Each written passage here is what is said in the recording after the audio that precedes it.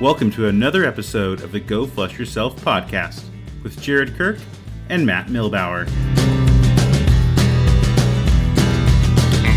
Hey listeners, welcome to another episode of the Go Flush Yourself podcast. I know the intro said Matt and Jared, but today it's just me flying solo. Well, kind of solo. I do have a guest.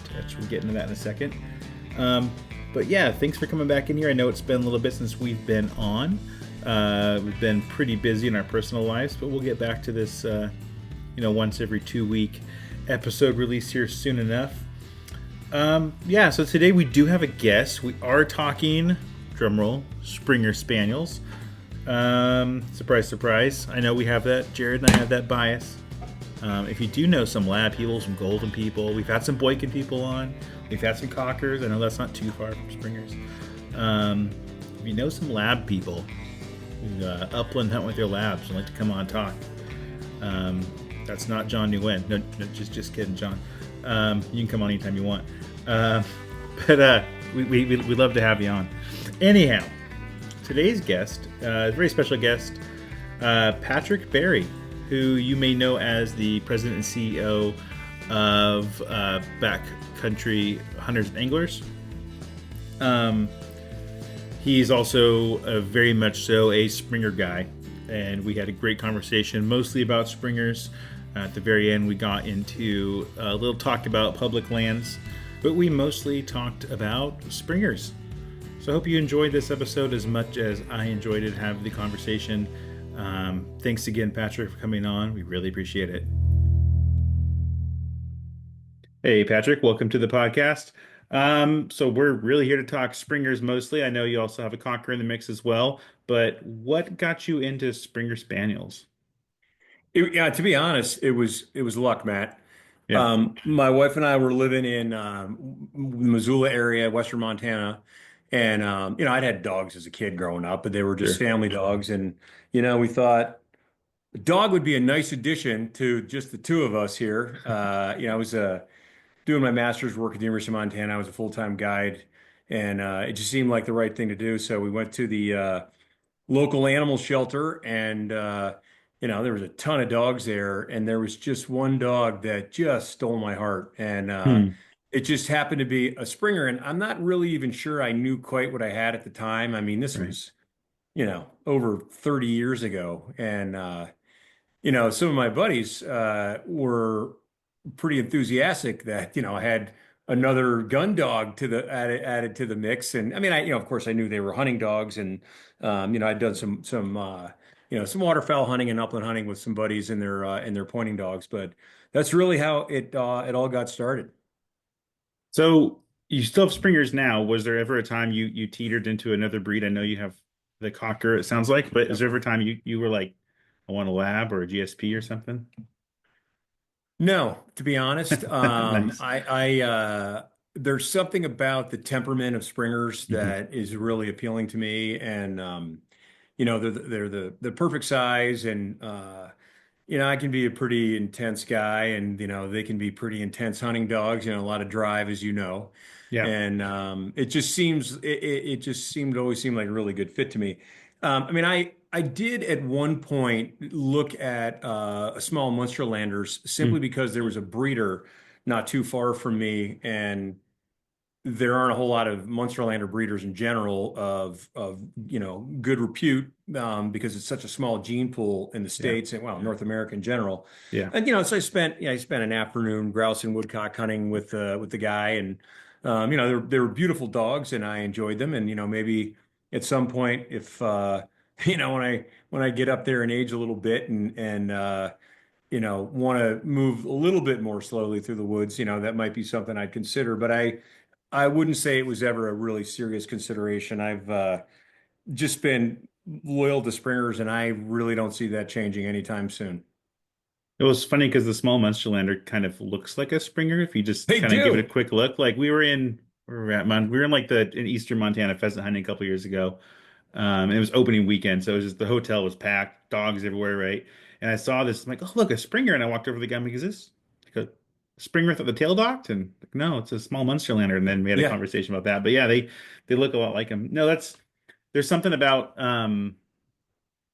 yeah, hunting behind a Springer, they are really intense. I guess cockers are the same way, but they're just like always working with pointing dogs. Like I grew up with English pointers, and it's a totally different game. Like it should you think it should be similar just on the surface, but it's a totally different game than flushing dogs, especially Springers. Yeah. I enjoy all the gun dog breeds. I Yeah. genuinely do. They've got something special to offer. Um, I would say that the moment of a point for Mm. any one of the pointing breeds is a pretty magical thing. But and of course, I would be delighted to do that any day of the week. But if given a preference, I just enjoy the idea that I'm in perpetual motion hunting with my dog. Yes.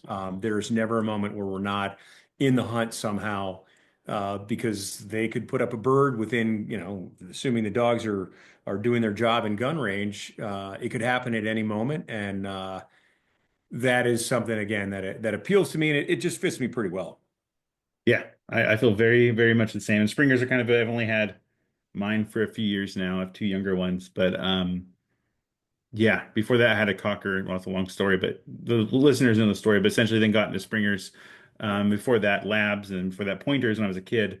But yeah, there's something about the Springers, and I always thought I would be a lab person my entire life for pheasants and upland. But there's something about Springers that really, yeah, they're just always working. Like I remember the first time I took my Springers out with my brother, he'll be a lab guy for life, and he was like, they always look birdie. How do you know when they're actually on a bird? And I'm like, Yeah, well, yeah. we're gonna find out because on the first times I took out my first pup, like we're gonna find out if they get more intense or what. But he's like, they're acting like my labs act when they're on a bird.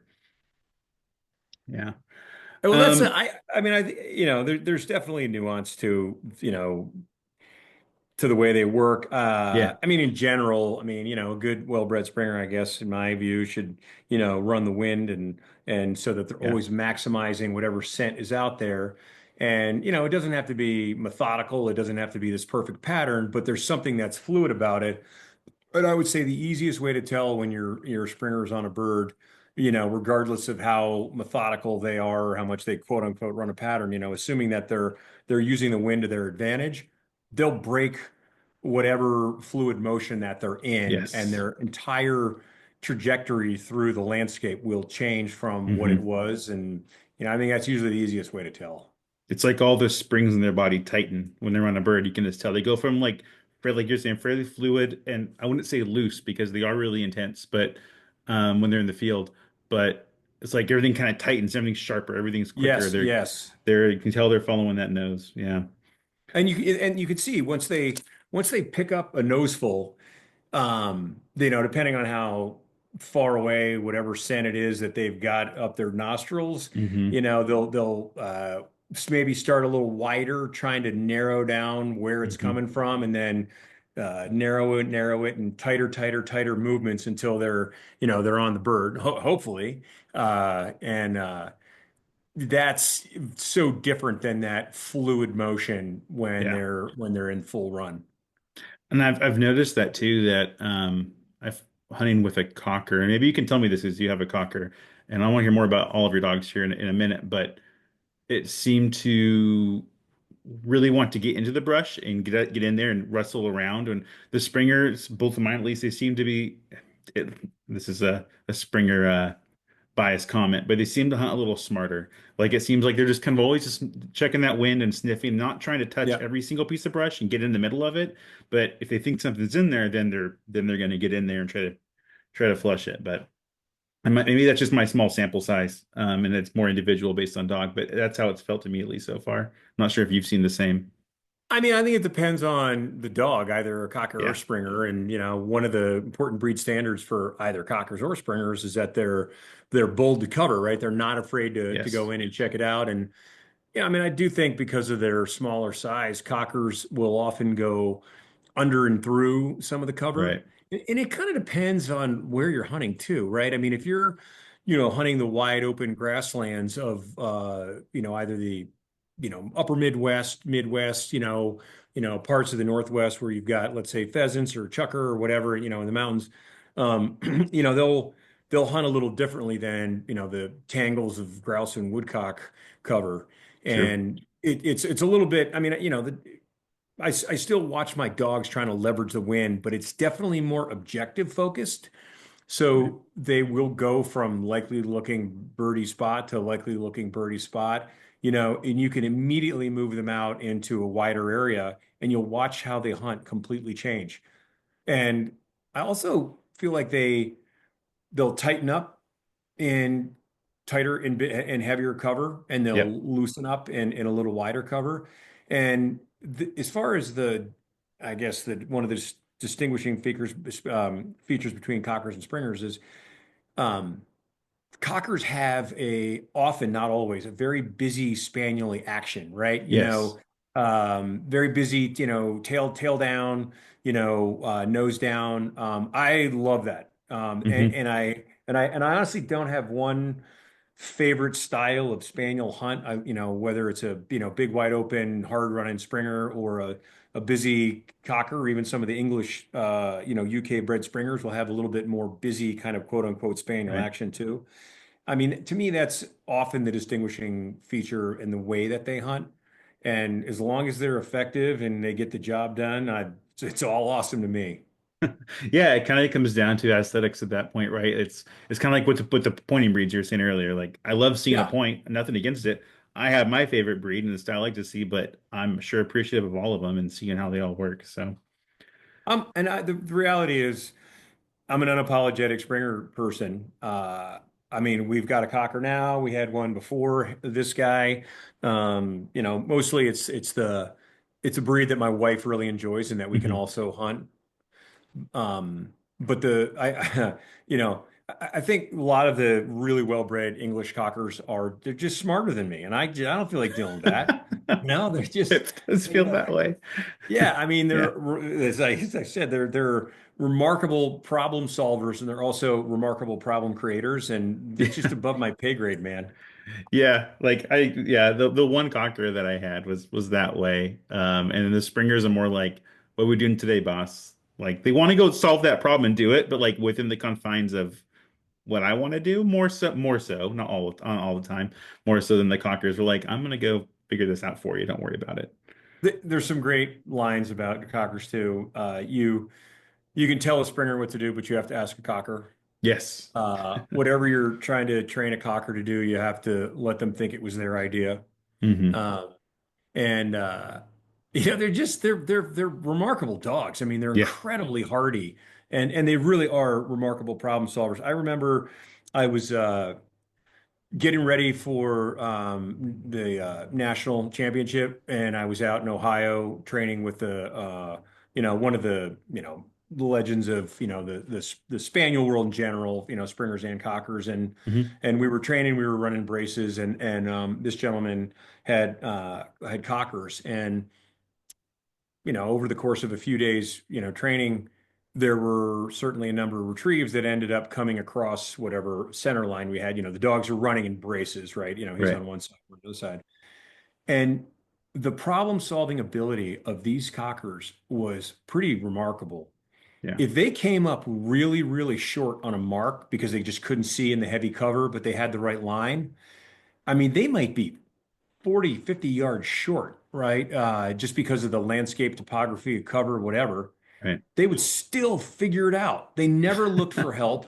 And look, it just could have been the specific line of cockers that this gentleman had. Sure. But I just remember walking away from that experience and having a tremendous amount of respect for a breed that, may not be my jam completely, but is close enough and was pretty amazing at their problem-solving abilities.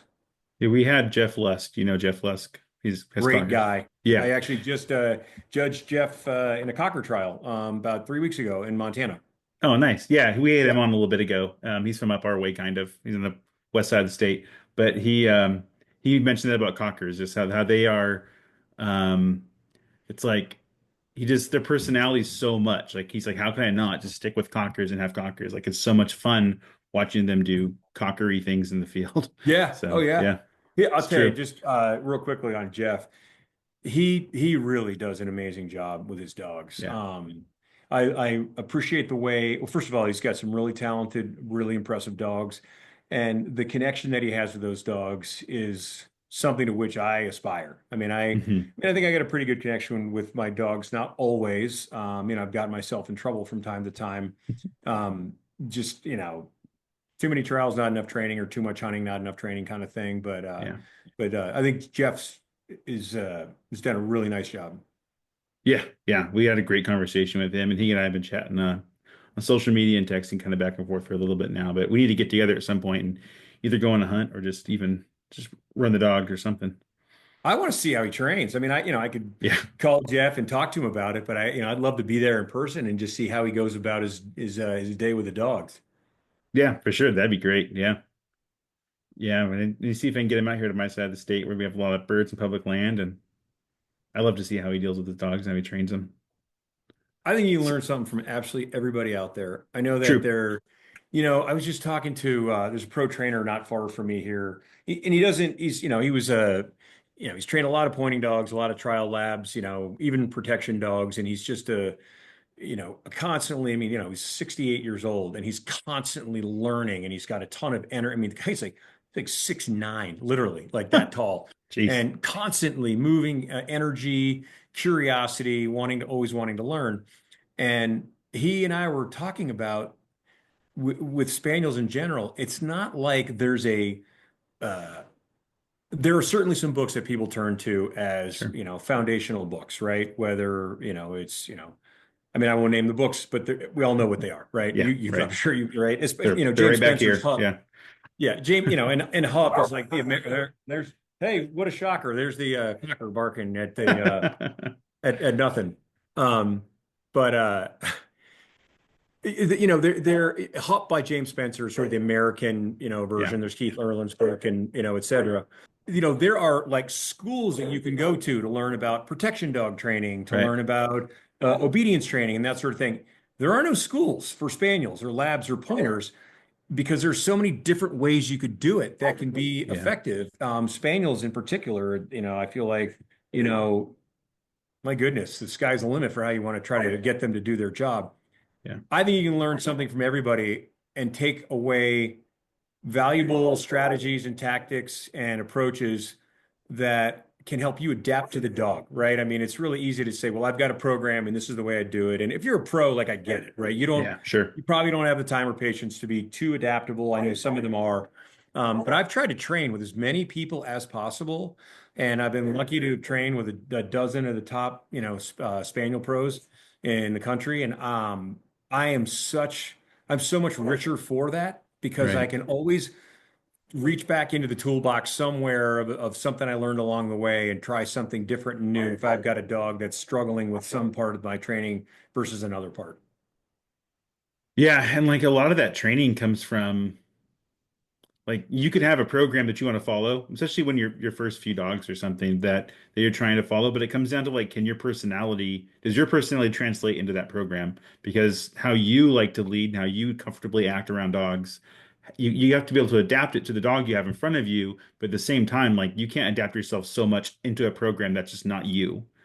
So there's learning those Yeah, different things and pulling from them and how your own personality and how you interact with dogs, I think is really important. I I tell you, I thought I had a progression and a program for how I was approaching training, my springers until I got one of the dogs I've got here now.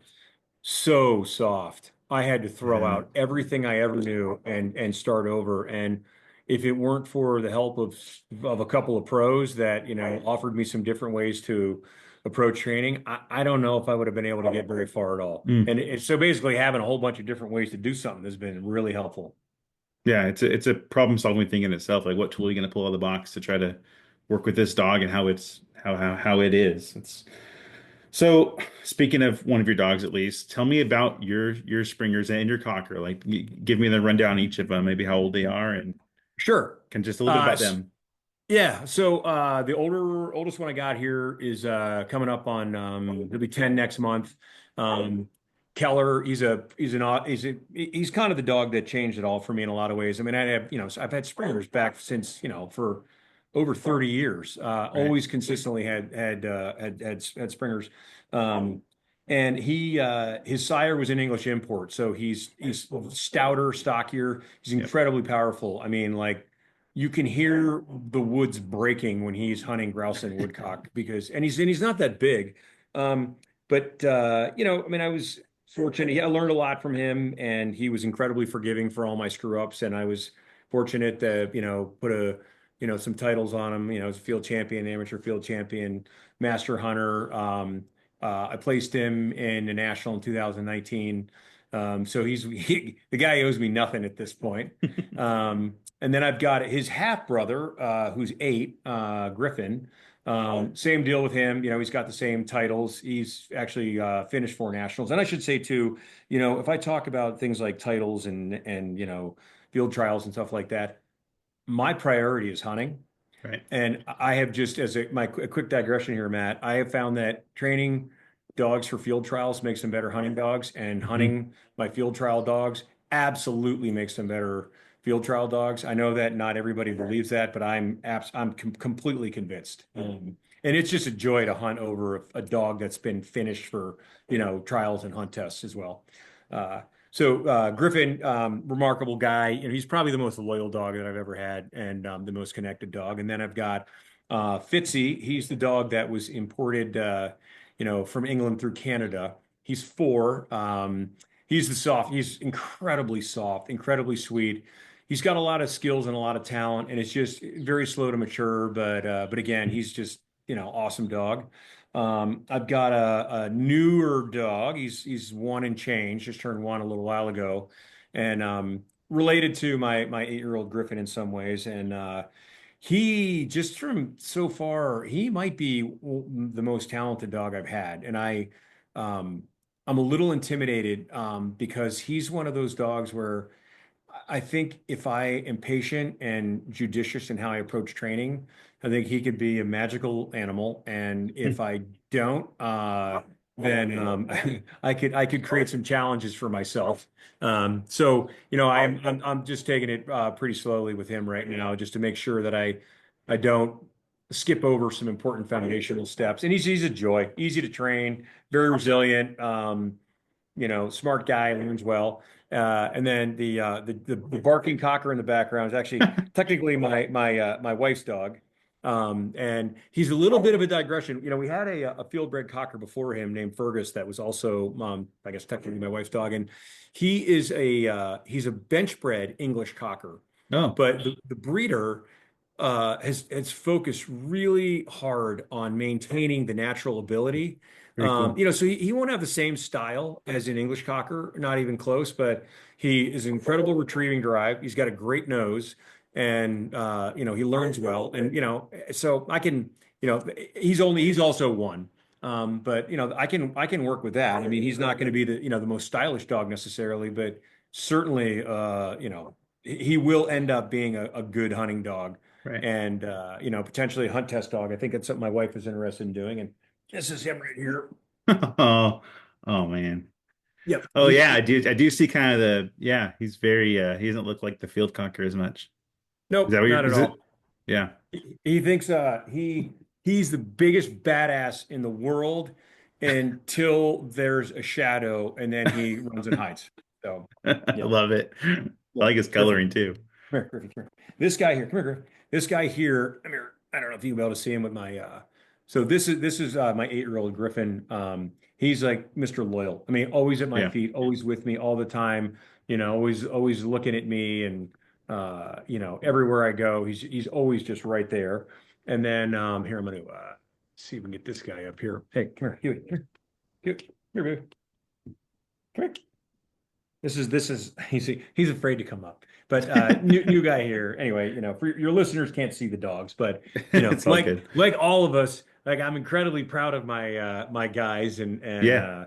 it's like showing pictures of your kids, which is funny. Like on my phone, it's not pictures of my kids, it's my dogs. You probably can't see that, but anyway, because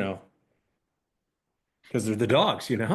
I create a I create a solution to that on my phone. So like my iPhone background, you can like have it where every time you touch it, it changes the background picture, Yeah, yeah, like yeah, the home yeah. screen, right? So like some of my kids and then like a bunch of my dogs.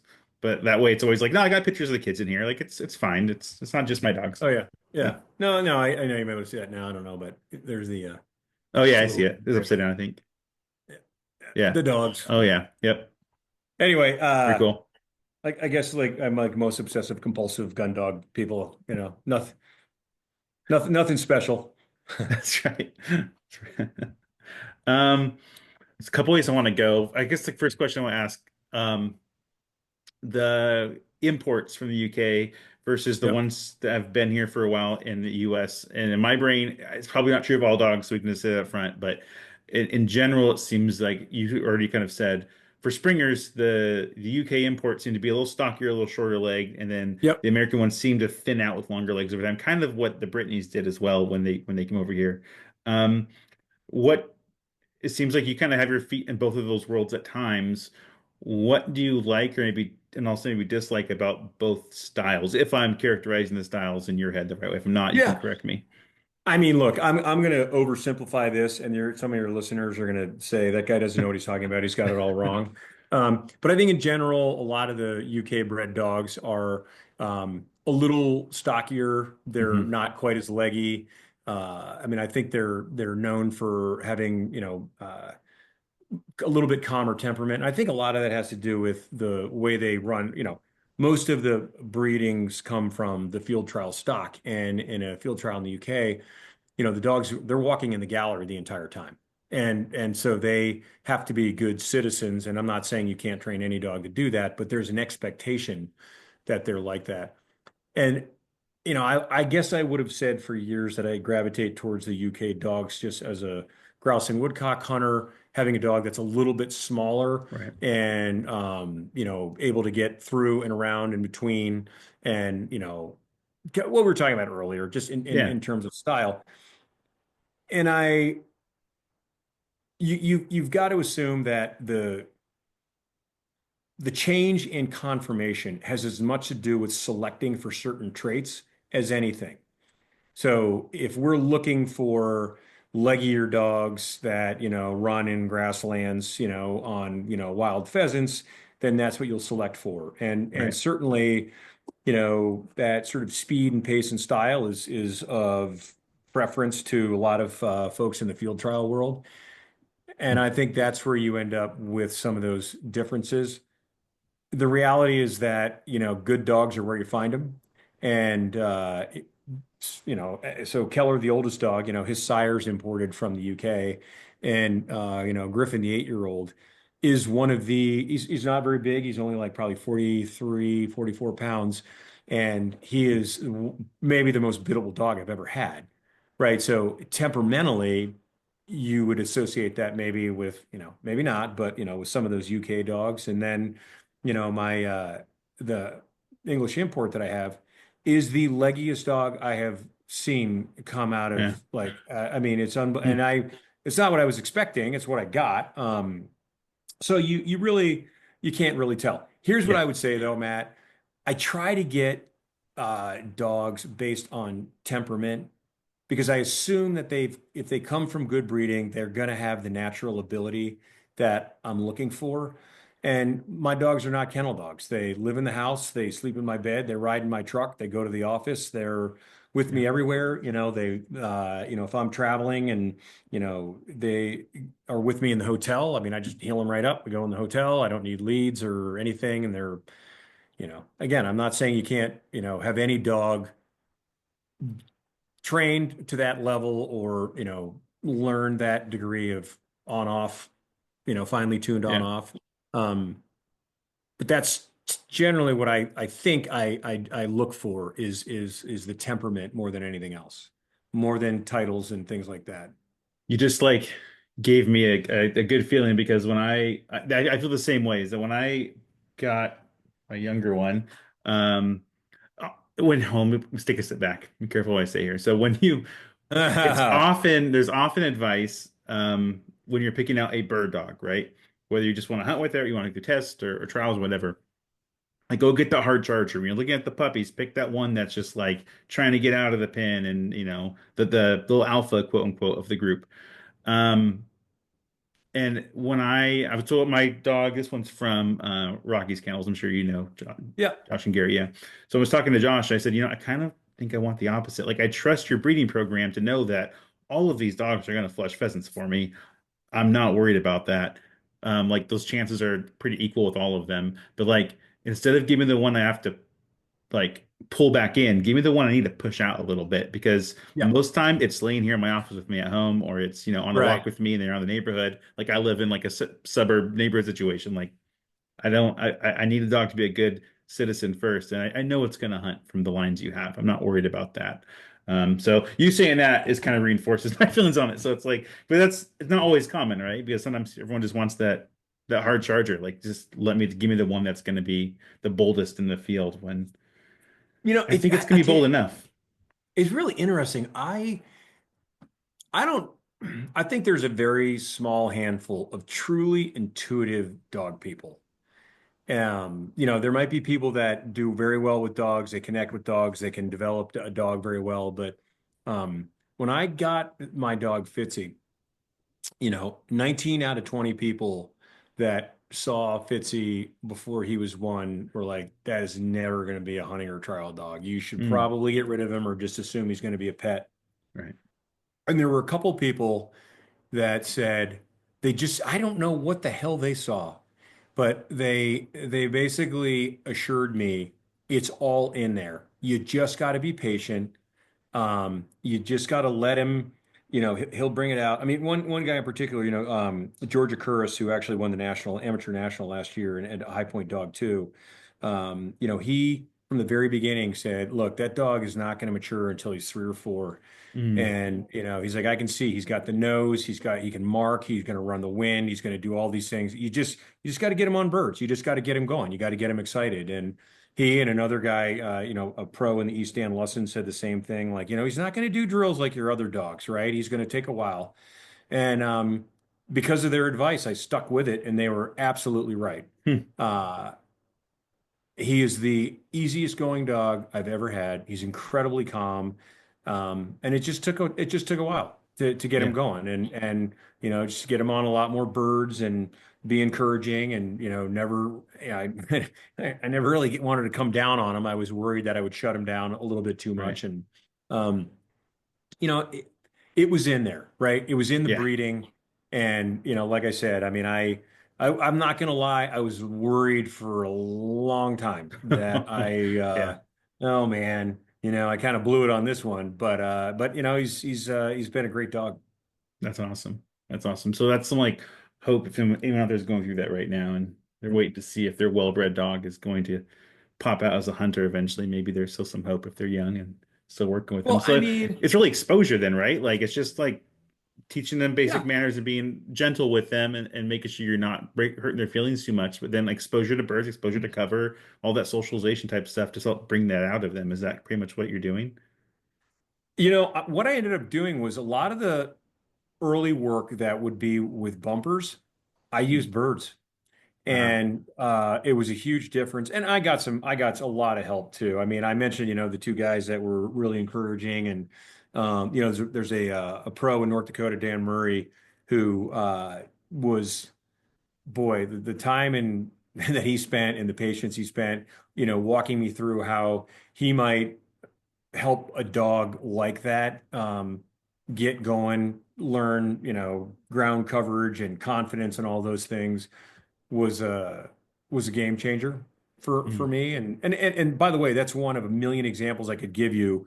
I could name things and tips and tricks I've learned from, dozens of people along the way. Just those happen to be folks that helped me, particularly either with confidence that this dog had it or some strategies for how to bring out the best in a dog that was a soft dogs and slow to mature. And it really was about birds. And Yeah. I'll tell you, I'm going to tell you something else too, which maybe I shouldn't even talk about, but I actually think it's pretty important too. I know there are a lot of people that don't use e-collars and maybe even have a philosophical belief that they're just, they're not good training tools. I also think that a lot of people don't know how to use them right. And I will Right. admit, I'm still learning, right? But I have always collar conditioned the dogs in a very slow, methodical way where I teach them a task and then, I might overlay a e-collar, just sort of reminder. And one of the early reasons I did it, frankly, was to and I didn't learn this from anybody, and maybe this is wrong, but I thought training handling, this will be helpful.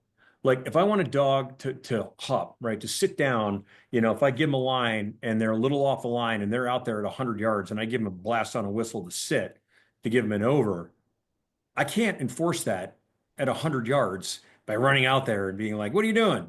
Right? Yeah. But if they're properly collar conditioned, then I can enforce that sit. You would think the worst thing you could ever do with a soft dog is to use an e-collar. It was the only way I could train Fitzy, Hmm. because if any correction that I ever tried to make was just too personal for him. Right. He'd Yeah. literally throw himself on the ground like somebody threw a grenade at him. Right. And it took me months to gently, slowly collar condition him. And that was the only way that we could make real progress on the mechanics of obedience and things like that, because it depersonalized it, right? It wasn't coming from me as some, Right. It was a thing. some threat. And I haven't, I got to be honest, Matt. I mean, I don't often share that story because the first thing people intuitively would think is like, Right. oh my God, you would destroy a soft dog if you ever, put an e-collar on it. And I think it's actually one of the best tools for a Mhm. softer dog if approached correctly.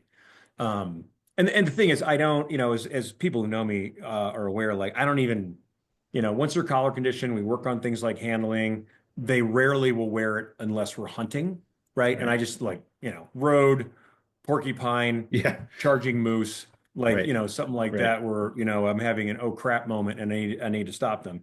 So it's not, I don't lean on it heavily. I just thought that it was an unexpected lesson for how to make some progress with a dog that I just didn't think I was going to go anywhere with. And I'm sure a lot of people think that that is a fantasy story that I just told, but it has a benefit of being Well, completely true.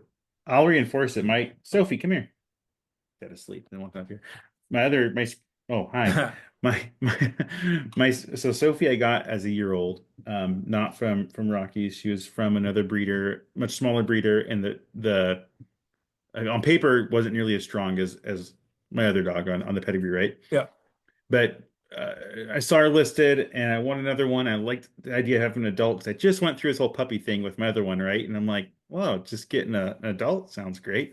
And got her softest dog I've ever owned, dog, period, Yeah. dog I've ever owned, right?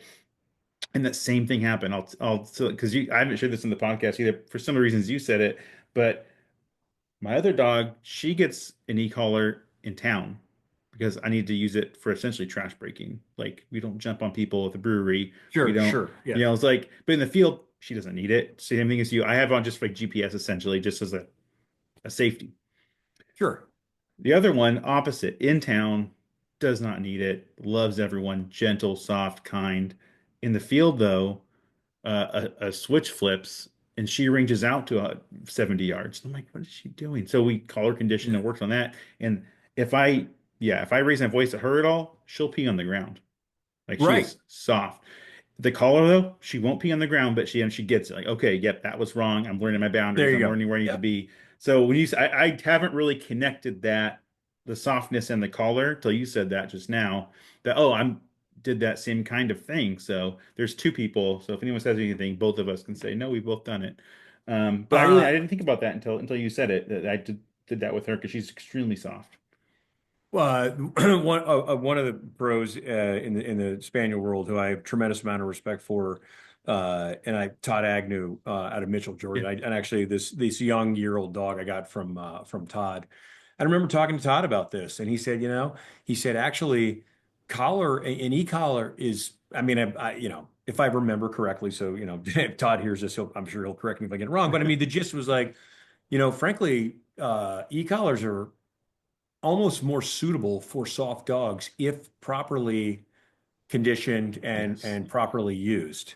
Um, because they will fold at any kind of sort of personal no, like just roll over and pee on themselves. And dogs that aren't soft, um, sometimes you have to make it a little bit personal. And by the way, I'm like, I'm not a guy that, is hard on my dogs at all. In fact, if anything, I'm Yeah. probably a little too easy on them at times.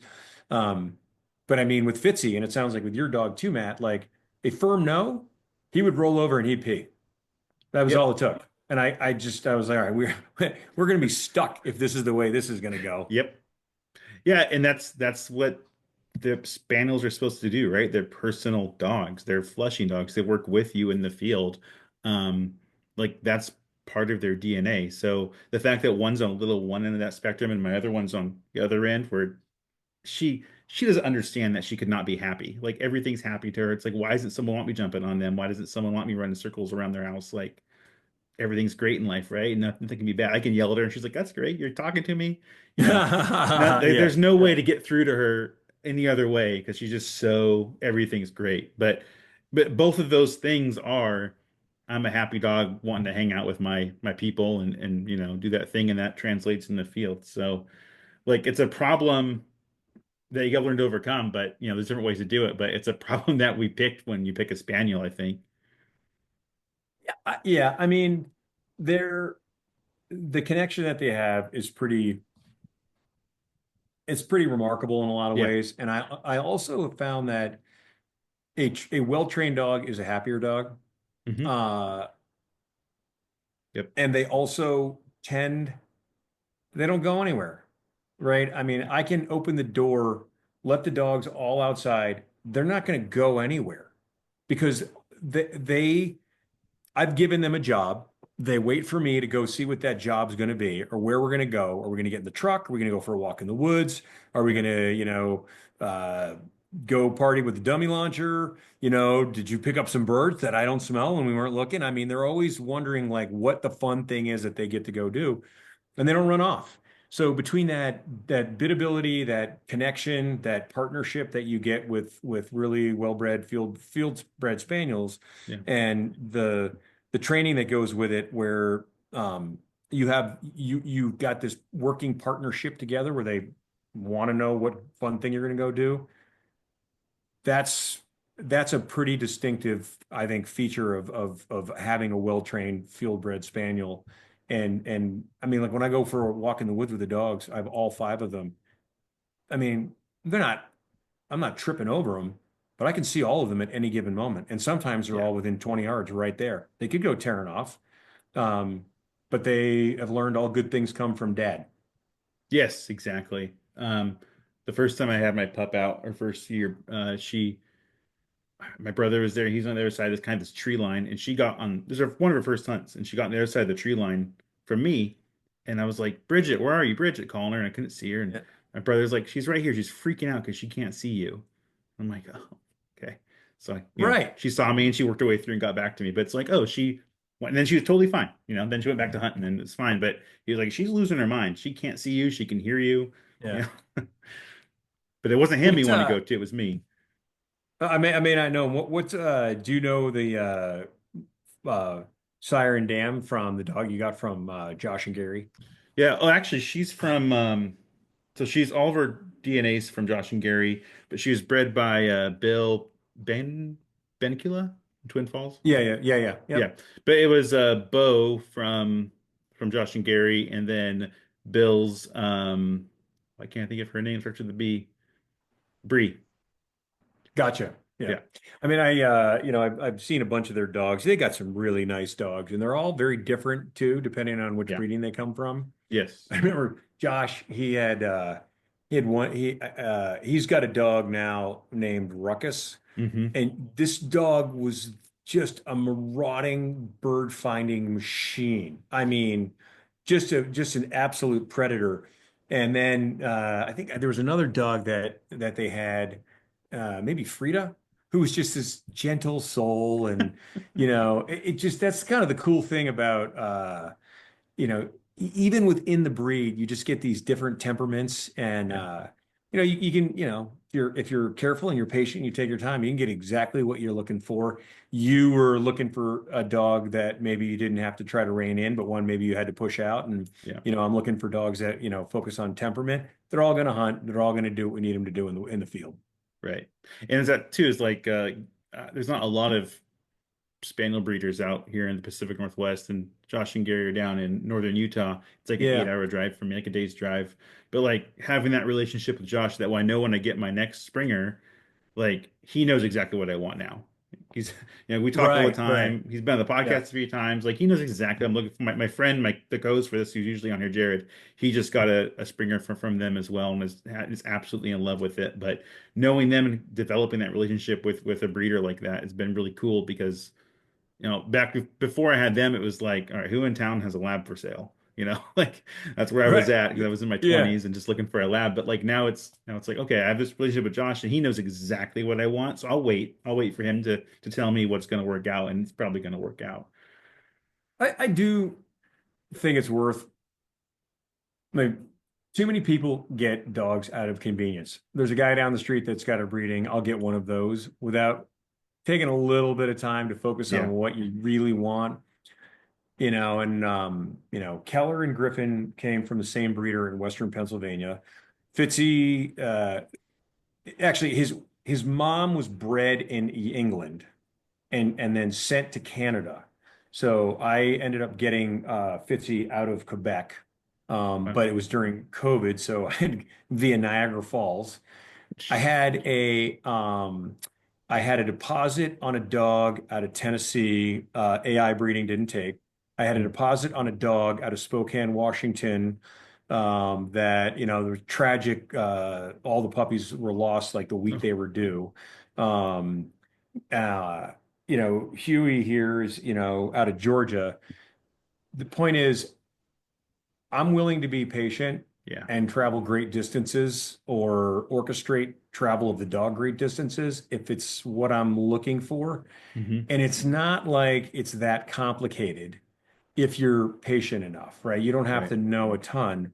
And I look even within my own Spaniel club, here in the Northeast, so many folks they end up getting dogs because they're conveniently located from somebody they know that was had a breeding. It may not be at all what they're looking for, Yeah, and it's then they're true. frustrated, It's true. and it's just worth asking around, taking some time, and trying to figure out what you want.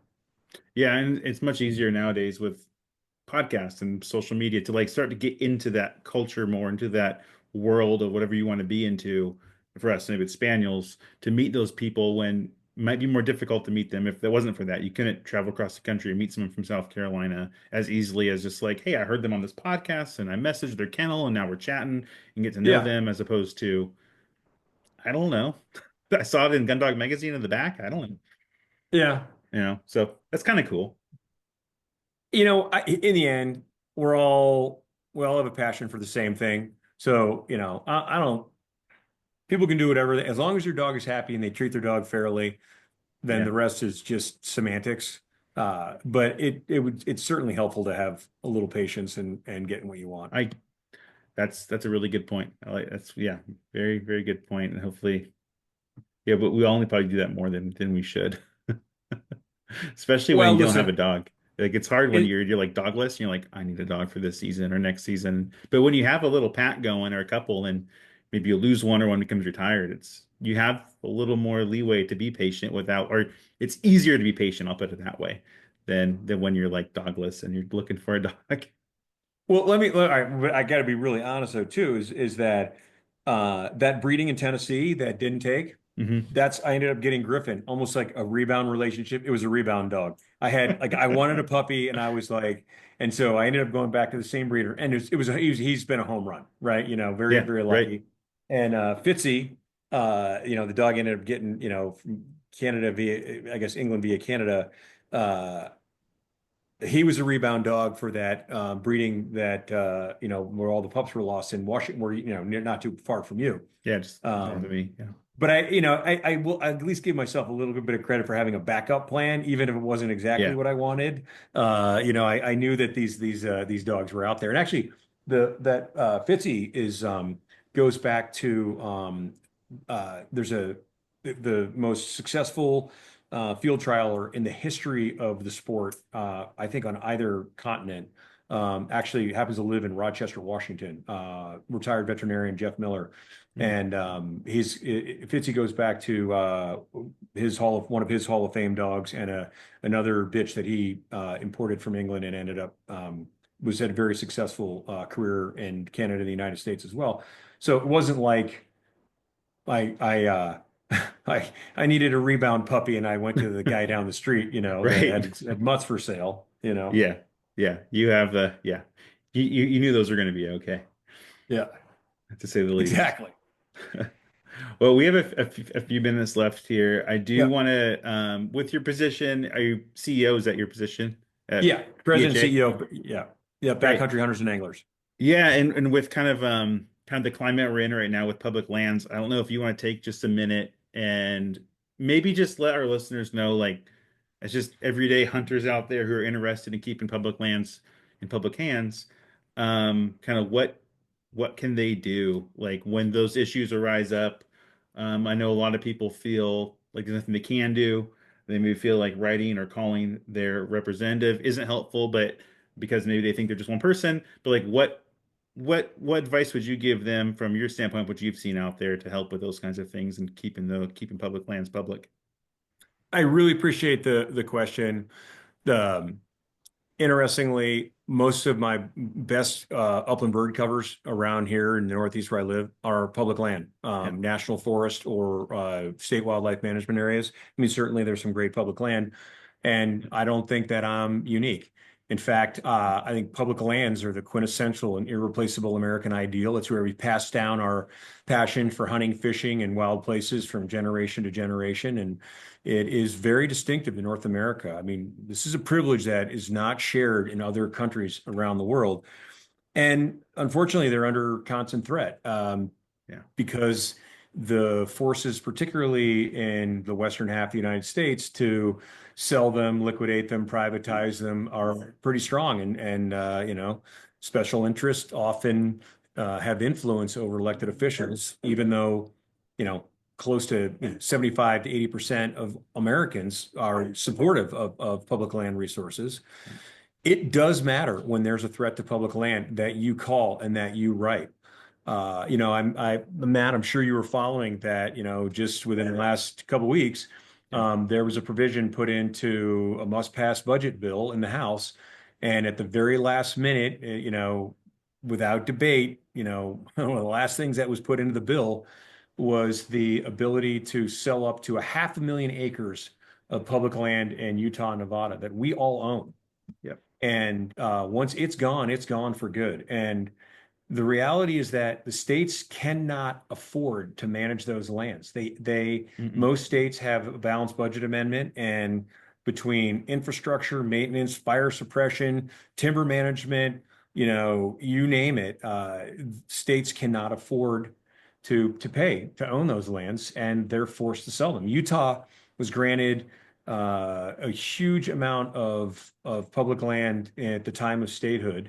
And by the way, it does say in the Utah Constitution that they disclaim any future right to ownership of public lands. In other words, Oh, at the time of statehood in their constitution, they accepted public lands were an important part of their state. That doesn't mean that they haven't tried to change their mind right.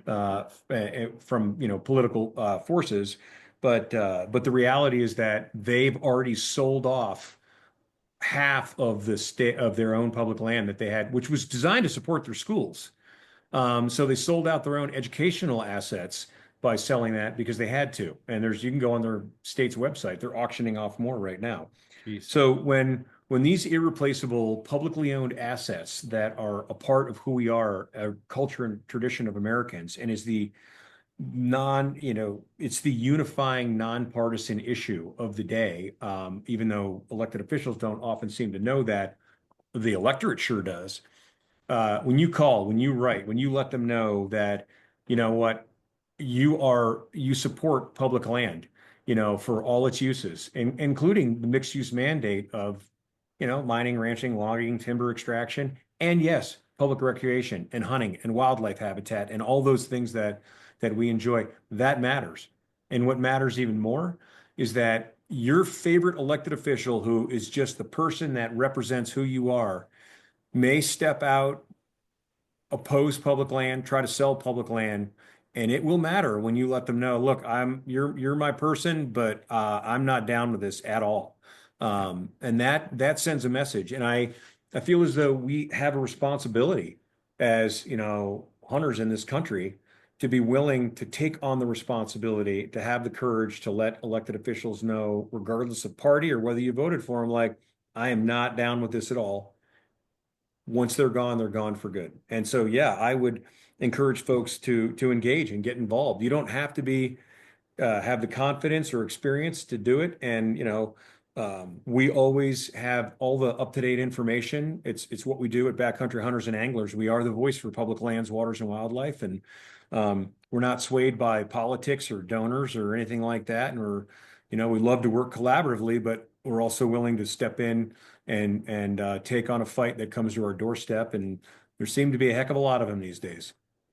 Yeah, that's seeing it lately. Well, I appreciate you getting that message out there, and a lot of folks need to hear that. And it's really the episode before this one, it was just me asking folks when that was happening before it got pulled the last minute, just asking folks to just call or email, use a form email. Right. I think Pheasants Forever had one that we sent out and let people use. It takes a second. You don't need to know what you're talking about. You're just going to leave a quick message, but if enough of us do it, they'll listen, because in the end they're responsible to us, and they can't be in power without us giving them that power. Yeah, and I will say, I really appreciate, Pheasants Forever, Quail Forever, they're an outstanding partner for backcountry hunters and anglers.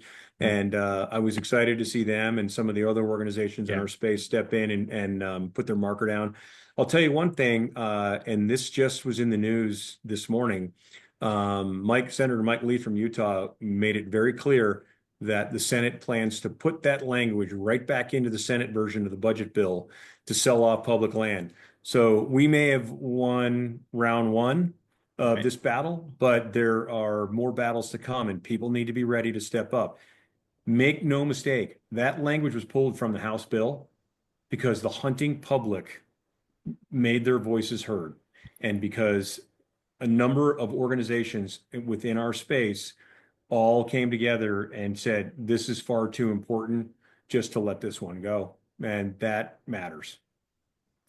Yes. Well, that's I think a great note to end on, Patrick. I appreciate you coming on and talking springers most of the time, but we had to get that in the end. Yeah. Too hot right now in their country for us not to at least bring that up and get that message out there. You can't get that message out there enough. But I appreciate you coming on talking springers with me. Maybe we'll have to have it on again sometime in the future and catch back up. But I appreciate you coming on, Patrick. Yeah, thanks so much for having me, man. The more I do this, the more I realize that the Springer thing, the more I realize I don't know anything. You certainly have more knowledgeable guests. I'm sure you can find plenty of them, but just enjoy chatting Springers because I love them to death. That's what I like to do. You like to talk about flushing dogs, and for Jared and I, we're biased, especially Springers, but that's what I like to do. Thanks, Patrick. Thanks, Matt.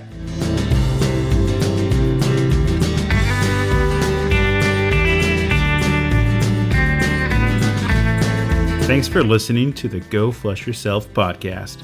You can continue the conversation on our Discord server. The link is in the podcast description. You can also follow along with Matt and Jared on Instagram and Facebook. If you want to support the podcast, you can subscribe to the Go Flush Yourself on Patreon for the easy monthly cost of only $2. You can also check out our shop and pick up a Go Flush Yourself sticker, shirt, or other merchandise. All links are in the podcast description.